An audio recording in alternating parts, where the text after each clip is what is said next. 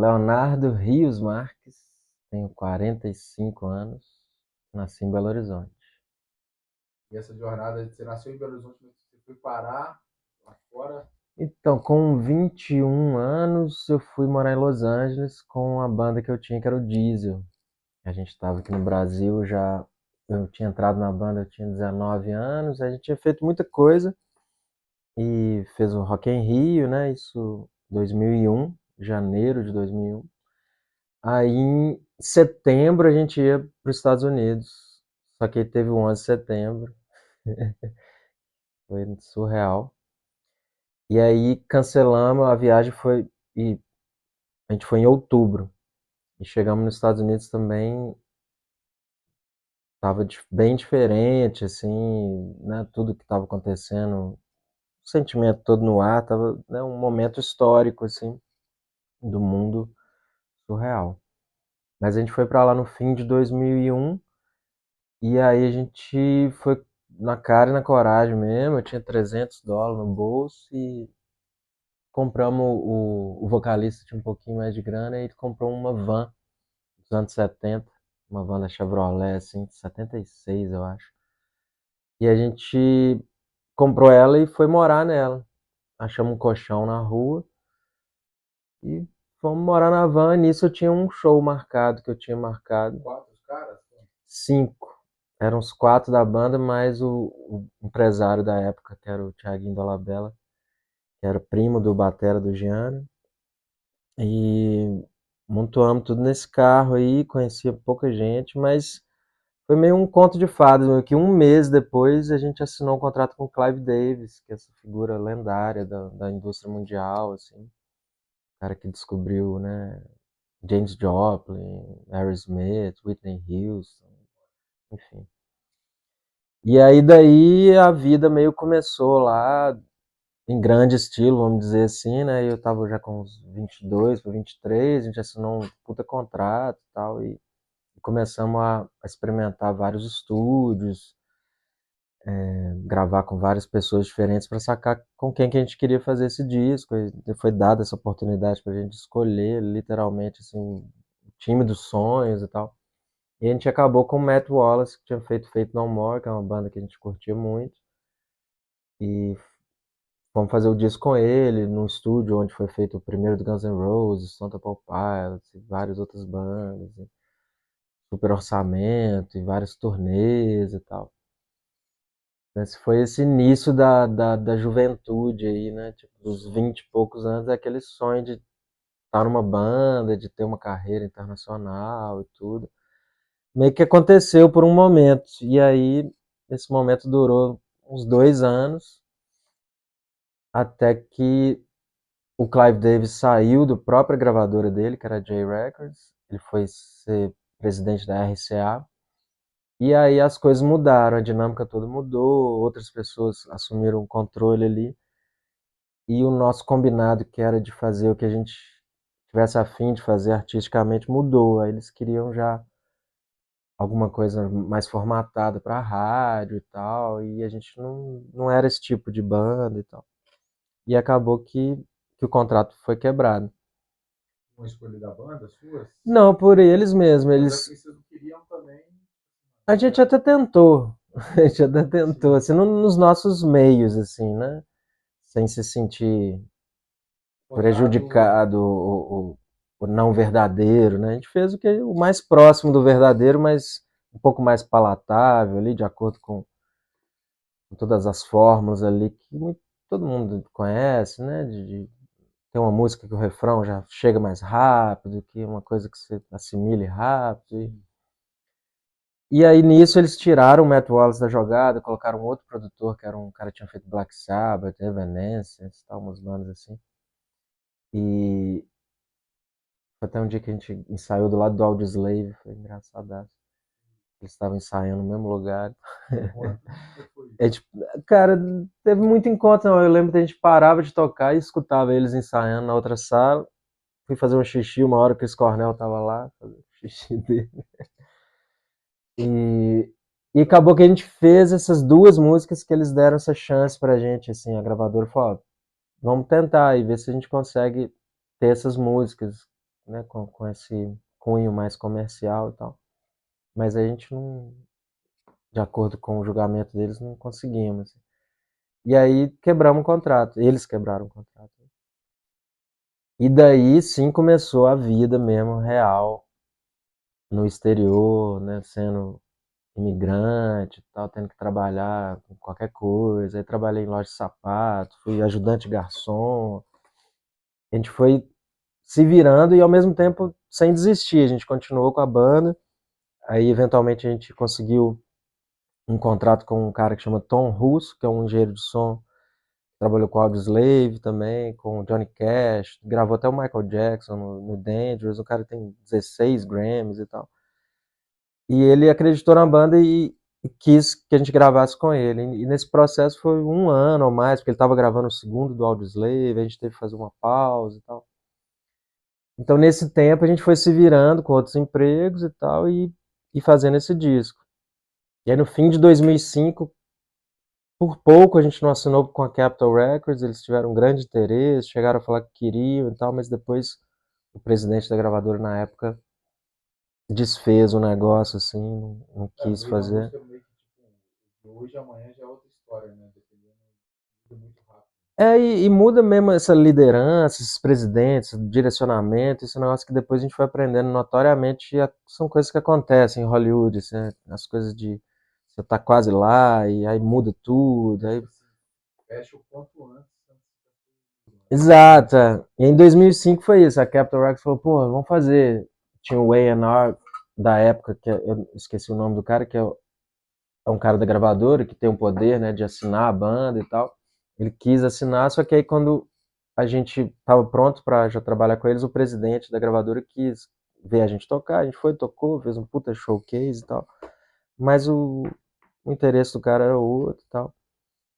E aí nisso ali, assim, foi se fechando um pouco esse sonho de viver de banda, né, nesses, nesses padrões das antigas, né, de ter contrato, não sei o que foi o a música, fim. você foi pegando também a mudança do mercado, né? Exato, aquilo ali foi o fim desses tempos, né, de gravadora que investe no potencial do artista. Hoje, né, você já tem que ter uma carreira, um público, tudo, e a coisa é só uma extensão ali do que já tá rolando. Então, e aí depois disso, eu fui trabalhar numa loja de guitarra que chamava Vintage Gear, que era uma loja que eu era cliente desde quando eu tinha chegado lá, e era uma loja que tinha um pai e um filho só, uma pequena loja, mas super conceituada, todos os artistas do mundo inteiro passando por Los Angeles iam lá, grandes produtores, pessoas, né, músicos e tal. Conheci muita gente, e desde Neil Young, a Johnny Depp, enfim, essas histórias hollywoodianas, né, de todo mundo que passa por lá e toca guitarra e tal. E nisso foi um grande aprendizado também para mim, assim, de aprofundar no conhecimento de instrumentos vintage, desde de guitarras, baixos, teclados, microfones, tudo, né? Então foi para mim uma grande escola, assim, esse lugar. Eu conheci o John Bryan, que era um produtor que eu sou muito fã, que fez a Fiona Apple, fez Kanye West, fez Mac Miller e tal. Era um cara que ia muito lá, então eu tive a oportunidade de trocar muita ideia com ele, assim, coisas específicas e aprofundar, assim, coisas específicas de produção e de equipamento e tal. Foi uma grande escola, assim, esse lugar. Aí, isso já em que ano? Isso, eu trabalhei lá entre 2003 ou 2004, se eu não me engano, até 2008, assim, quando a loja eventualmente fechou. A internet mudou muito, né? O business de compra e venda de equipamento vintage, né? Antigamente você achava uma guitarra na casa de uma tiazinha, né? E conseguia comprar por um valor legal, revender bem. Depois a informação chegou a todos, que foi ótimo e tal, então democratizou mais e aí também a questão da loja física foi caindo, assim, porque você entrava na internet, no YouTube e via lá um pedal que você nunca tinha escutado, então você não tinha que ir na loja, conhecer aquele equipamento. Então foi caindo esse business ali e ficaram só as grandes corporações, a Guitar Center, a Samesh, tal. Então essas lojinhas que eram independentes, né, de Não fazia sentido. mom and pop shop, que eles chamam, né, a loja de família, assim, acabou, acabou mudando. Aí hoje em dia eles continuam vendendo as coisas na internet, tudo.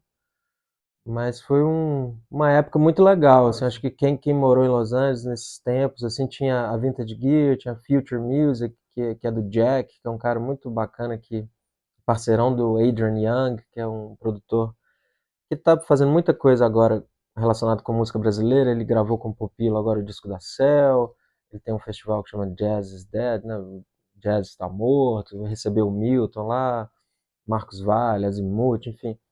É um camarada do mundo analógico também, grava em fita, sem computador e tal. Então, ele também conta em entrevistas que eu vejo dele frequentar a Future Music, dele frequentar a Voltage e a Vintage Gear, que era onde eu trabalhava, que era esse lugar onde você tinha essas informações, né? Você conhecia os instrumentos ali de perto, coisas raras e que a galera curtia usar, os produtores curtiam usar. Então era uma grande escola ali. E essa escola serviu de tipo de com o rolê da banda, não me engano, isso te deu uma outra direção. Acho Ou que não? naturalmente foi me dando uma outra direção estética, porque o Diesel, o Dory, era um lance meio rock pesado, né? Rock alternativo e tal. E essa galera já virava mais nos anos 60, nos anos 70, Beatles, todas essas coisas, e Beach Boys. E aí eu fui me aprofundando mais nesse mundo mais vintage mesmo, assim. E fui saindo um pouco dessa esfera do rock pesado, assim. Fui começando a mudar. Eu já curtia essas coisas, mas fui me aprofundando mais e, e indo caminhando mais para esse lado esteticamente também. Aí comecei a fazer mais minhas composições, já com outra estética. Pós-lógica, o que você fez? Como foi sua... Eu quero a jornada até chegar aqui, né? Sim, você fala depois da loja, o que, É, que aconteceu assim? Então, depois que a banda chegou nesse fim desse ciclo que a gente viu, que a gente tentou ali de tudo, né? A gente dedicou a vida mesmo, assim, àquela coisa toda. E a gente viu que aquele sonho nosso já não estava mais rolando, né? De viver de música, viver da nossa arte e tal. A banda acabou, né, dispersando por vários outros motivos e tal, chegando a um fim. E aí o Jean Dolabella saiu, foi pro Sepultura, o TC saiu. Eu ainda continuei na banda e a gente decidiu voltar pro Brasil.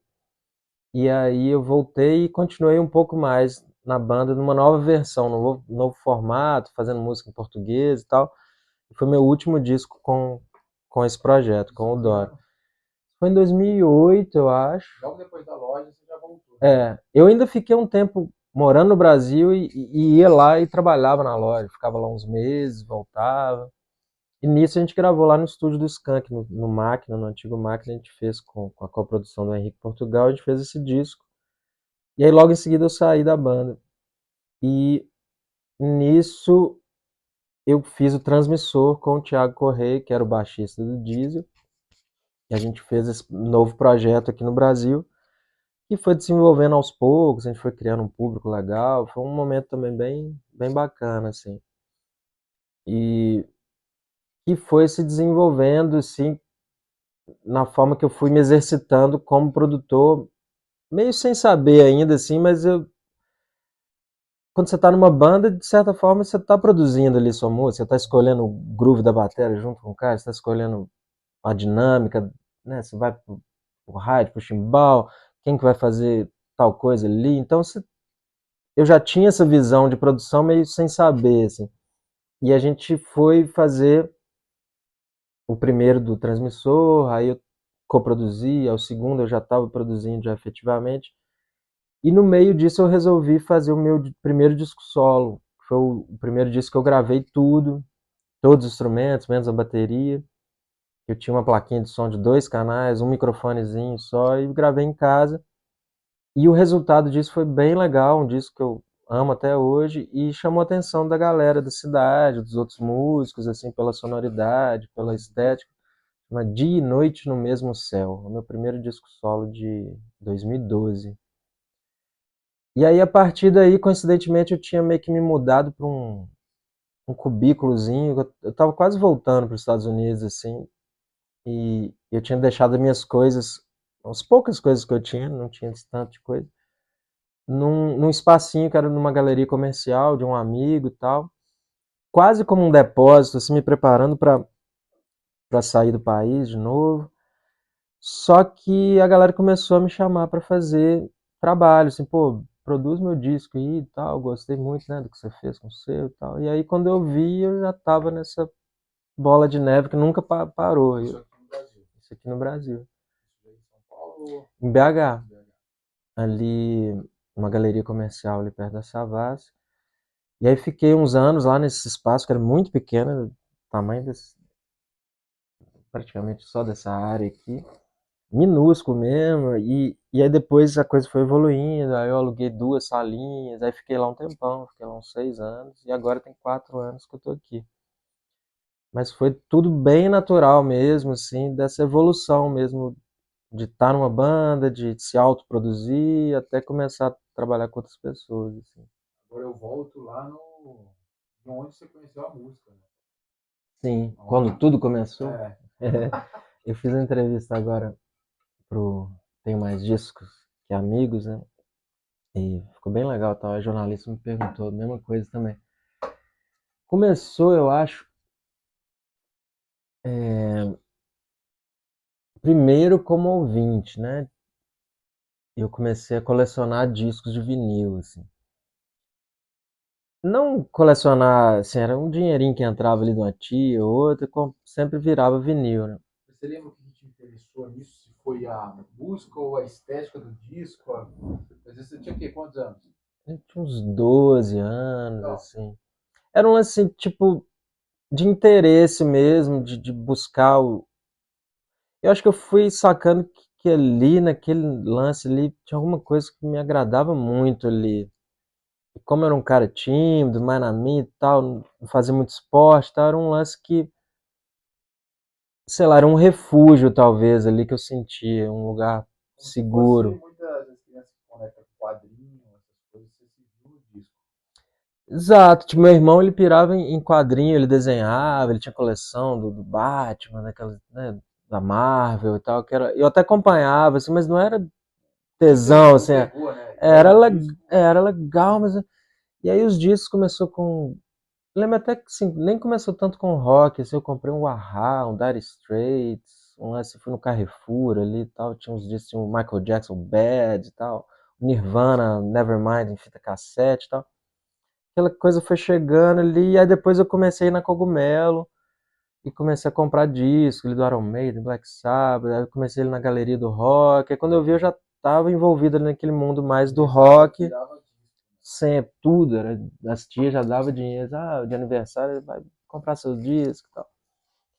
E aí fui criando essa pequena coleçãozinha ali, imerso, né, nos discos, e começando a ter apreço, porque, pô, quem que fez essa música? Ah, essa letra, que, onde foi gravado? Já tinha esse interesse, assim, de como que a coisa foi feita, ele mesmo sem saber porquê, ele, mas eu ficava curioso ali com aquilo.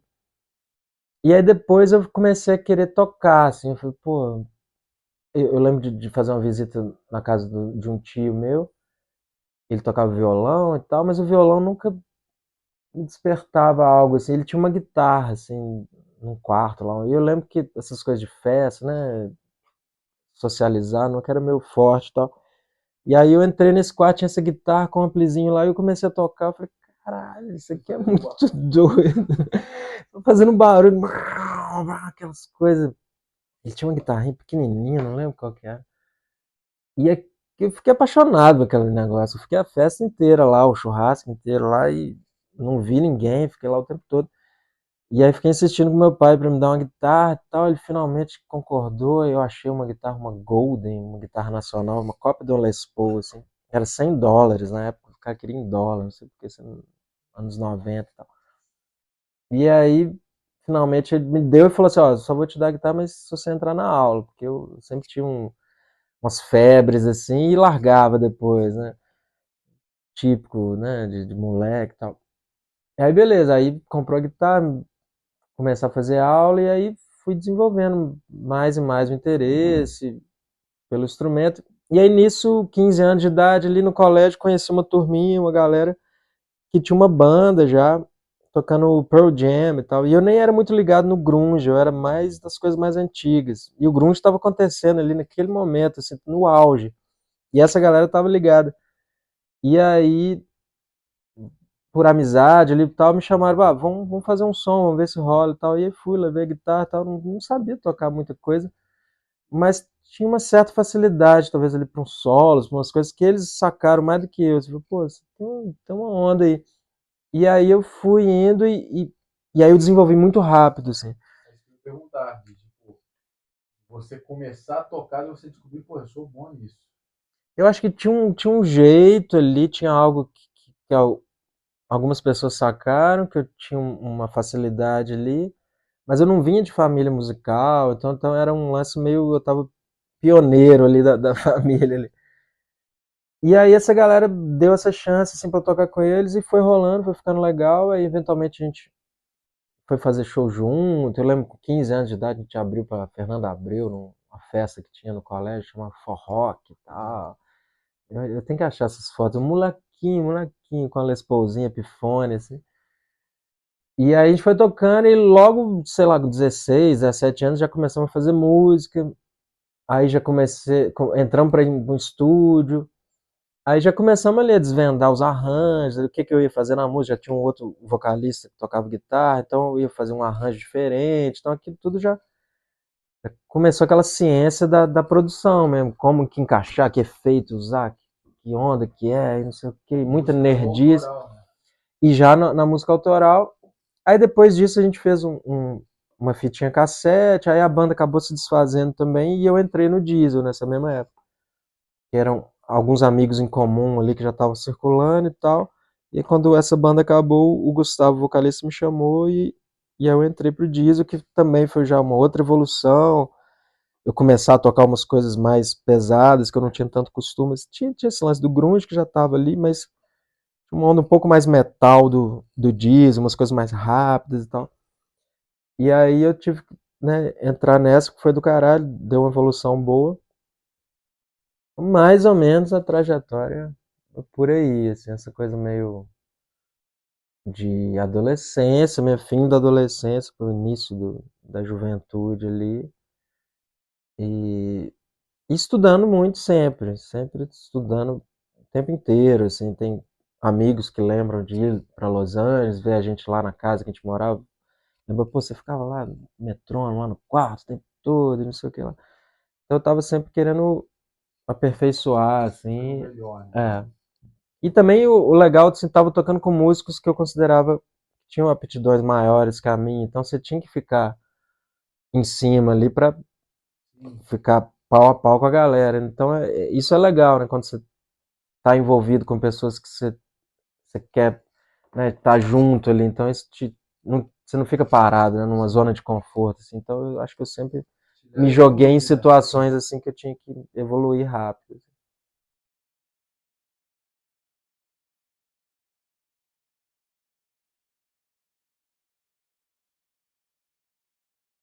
Cara, é, você fez parte de um processo da música brasileira, né? Várias transições que a gente passou desde os anos 90, mesmo estudando a música que você estudou sempre lá, dos anos 60, do início do rolê inteiro, né? No Brasil, dos anos 90, você vivenciou o processo, né? A transição que foi fazendo até a gente ter o que a música é hoje. Uhum. Como é que você vê toda essa transição? Você acha que a gente está caminhando para um lugar melhor, um lugar pior? Pois é, né? Muito doido fazer parte dessa história, né? De sacar como a indústria musical era, né? Esse lance das gravadoras, essa coisa, né? De ter uma pessoa ali que vai olhar para o seu trabalho e falar, pô, isso é legal, vamos lá. As poucas chances que tinham, né? A dificuldade que era ter um trabalho gravado de forma independente, que isso eu vivi muito mesmo, assim, essa época.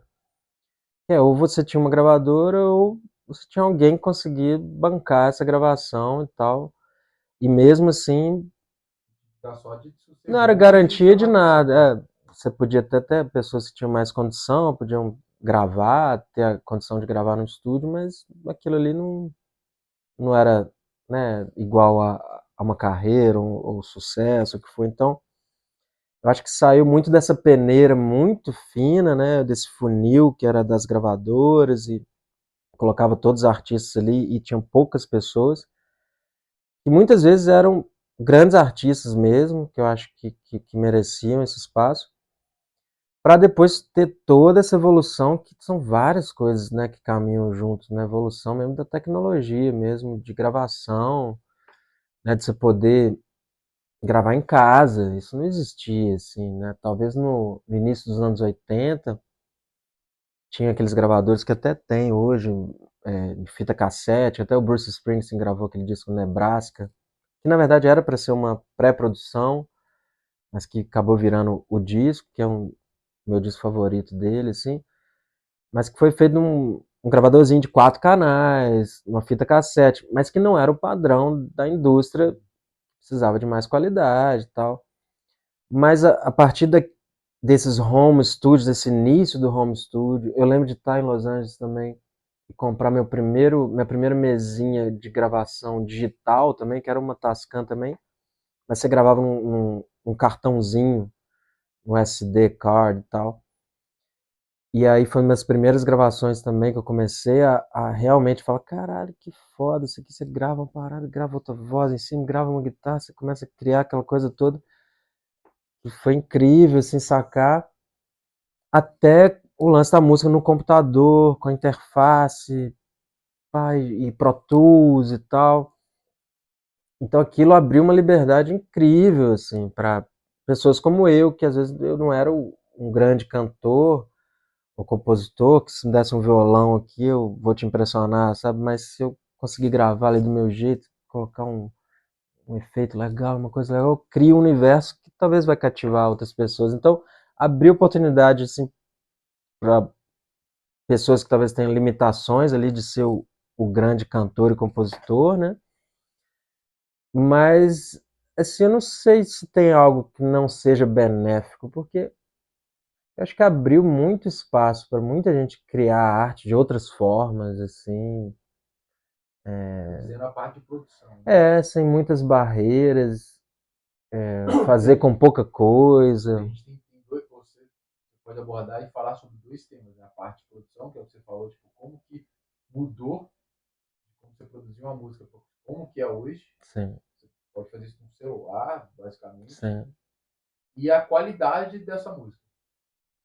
Pois é, eu acho que tem qualidade, talvez não tenha plataforma, talvez não tenha, né, tem tantos lançamentos incríveis que são feitos aí que se perdem no meio, né, de um mar de lançamentos 60 mil, né? Só no Spotify por dia. por dia. No mundo.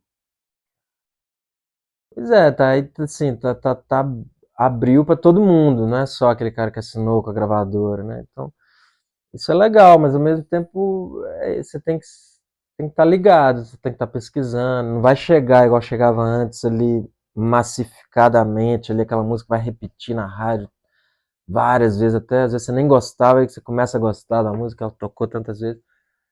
Não existe mais. Né?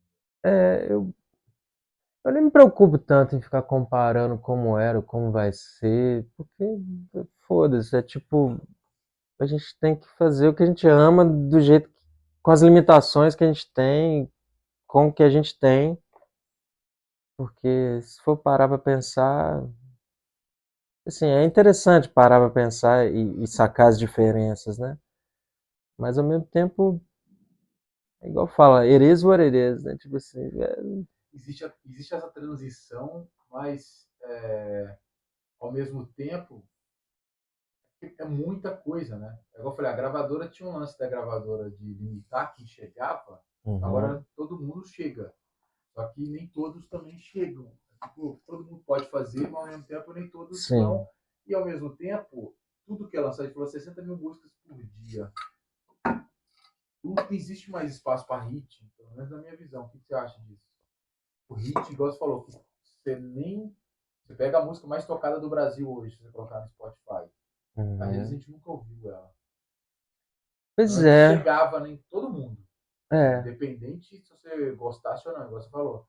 é Hoje não verdade. chega mais. Eu acho que eu mesmo fico bem alheio, assim, ao que tá fazendo muito sucesso. Porque normalmente não é algo que me atrai esteticamente, assim, então eu acabo nem tomando conhecimento. Ou tomo um pequeno conhecimento só para saber o que está acontecendo, né? Mas já não tem a mesma coisa que aconteceu na minha juventude, né? De estar curtindo o grunge, por exemplo, e aquilo ser o mainstream da época, né?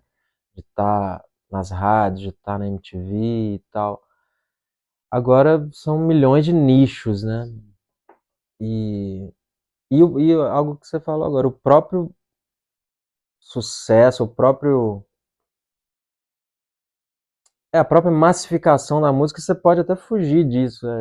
Se você quiser, você fica ali. Eu sou prova Totalmente. disso. Eu não sei o Do nome zero. dos cantores sertanejos, não sei nenhuma música, porque quando eu escuto eu não curto e realmente me repele a maioria das coisas, assim. E aí eu acabo indo E a gente consegue, tipo assim, tá, eu pro não meu quero ouvir mundo. isso. É, eu tenho outras coisas para ouvir, que tem tanta coisa legal que eu curto de pessoas contemporâneas e tal, e vários artistas que aí eu fico consumindo esse mundo que me atrai mais, sabe? Então, de certa forma pode ser interessante, né? Porque antes talvez eu tinha que consumir aquilo, né? Não, Obrigatoriamente você não tinha consumia. outra coisa. Sendo ruim ou não, a gente sabia que É, tava rolando um Exalta Samba, que tinha o Chitão de Chororó. Não quer dizer que isso é sim, ruim, mas ao mesmo tempo tudo isso chegava na gente via chegava, música. Hoje a gente não sabe. Eu não sei, tipo, se você pega o Gustavo Lima, eu não sei uma música do cara. também E não, ele é o hitmaker do pois bagulho. é, muito louco isso, Ao muito mesmo louco. tempo você tem um Travis Scott fazendo turnês e absurdas, e às vezes tem muita gente que não sabe nem quem que é o cara. Sim, É as sim, bolhas, né? Existe muita bolha hoje que isso é bom e ruim ao mesmo tempo, porque tem gente que faz sucesso numa bolha e acha que é o. E você sai sim, na rua e não sabe nem quem é. sim. É muito louco mesmo essa evolução do mundo, né? Tipo, vamos vivendo, né? E sacar o que que dá essa história, porque eu acho que uma coisa positiva, talvez, disso tudo é que perdeu um pouco, talvez, as regras, eu não sei, posso estar falando algo, pensando É que a gente alto está aqui. refletindo sobre o tema, É, né? porque talvez antigamente era um pouco mais absoluta as regras, assim, numa canção pop, uma construção de uma canção. Hoje talvez tem coisas que faz sucesso que fogem um pouco. Não sei, tem que refletir. Isso pode ser positivo também, né? Talvez tudo que a gente ouvia naquela época era algo direcionado mesmo, assim. Tinha gente que definia. Hoje, a gente tem tudo, né? Ao mesmo tempo você dá a opção de sair coisas muito boas, diferentes do que o mercado quer. Ao mesmo tempo sai muita coisa ruim também. Tô doido. Aí, depois até dessa experiência com o Diesel, né, com o Dora, de tentar se adequar ao mercado lá, que a gente estava numa gravadora, que demandava aquilo da gente, tá, e viver isso na pele, assim, de uma forma, né, real ali. Acho que depois disso tudo eu criei um pensamento de fazer realmente o que eu gosto mesmo, algo, isso em todas as produções que eu estou envolvido, assim, chegar um momento, pô, se eu não estou gostando, como que eu faço para gostar mais, assim, em relação à instrumentação, o andamento, o tom da música, fazer de alguma forma com que eu goste mesmo daquilo, porque eu acho que se eu gostar mesmo, vai ter outra pessoa que vai gostar. Eu acho que esse raciocínio me pegou muito, assim, tipo, de não querer pensar pelo outro, falando, deixa eu fazer isso aqui, eu não tô gostando, mas acho que aquele cara vai gostar. Eu prefiro não, eu prefiro assim, deixa eu fazer um negócio Vou confiar no que meu gosto. porque eu acho que tem esse lance de sincronia de pensamentos, né, de nicho, de tudo, que eu acho que tem pessoas que pensam parecido. Então, melhor apostar em algo que você realmente acredita do que tentar ler a mente de outras pessoas que você não tem ideia do que elas estão pensando, o que elas gostam. Então, vou fazer algo aqui que eu curto pra caralho, mas que eu acho que Vai sempre dar certo. com certeza. E eu tô vendo isso Funcionando. Na funcionando. prática. É. Agora, música mineira, mano. A gente sempre teve, eu falo que assim, se a gente for olhar, tanto desde clube, né? Minas Gerais sempre teve um artista top one, assim, na sua história, a gente pega do início, assim, né? Uhum. E como é que você vê a música, essa história e hoje? O que você vê da música mineira? Pois é. Cara, música mineira é um negócio que eu demorei a decifrar, entender, mas quando pegou, pegou muito, assim. Eu acho que é genial, assim. Milton, Lô, toda essa galera do clube. É algo realmente incrível mesmo, assim, né? De uma inspiração incrível, de uma algo que mexeu muito comigo, assim, até hoje, assim. Eu acho que a gente tem grandes músicos, tem pessoas incríveis que estão aí fazendo música e tal. Eu também, mesma coisa, assim, espero né, que seja apreciado, assim, a arte do que a gente está fazendo aqui agora. Teve a Marina Sena, agora que saiu de Minas, né, e né, morou aqui, gravei ela também e tal. É muito legal ver alguém próximo fazendo sucesso, assim, nesse sentido. Foi, né, velho? Foi. É, e realmente concretizar um sonho que é muito, muito difícil, né, de acontecer. E é muito legal ver que é possível alguém próximo, sem padrinhamento, sem dinheiro, enfim, foi ralando, com muito talento e muita relação, chegou onde chegou e é legal, deu um respiro bom, assim, acho que para todo mundo daqui saber, pô, é possível. Acho que era algo que a galera sentia um pouco do mundo nesse nicho do rock com a gente do Diesel, quando a gente saiu, né, fez o Rock in Rio, foi para fora, conseguiu, né, as coisas que a gente conseguiu. E eu vejo isso assim de outras pessoas que vêm falar comigo desse lance da inspiração, né? Você vê aquela pessoa chegando em lugares que você queria. Então eu acho que a música de Minas é um negócio que tá, sei lá, tá pirando cada vez mais na identidade dela, no legado dela, no que a gente deve seguir fazendo, e na própria identidade harmônica, na coisa toda que Milton criou, que Lô criou e tal, que o Toninho, enfim. Acho que é um negócio tão rico aí que tem muita coisa para ser estudada, né? E para gente levar para frente em outras gerações, assim, sabe?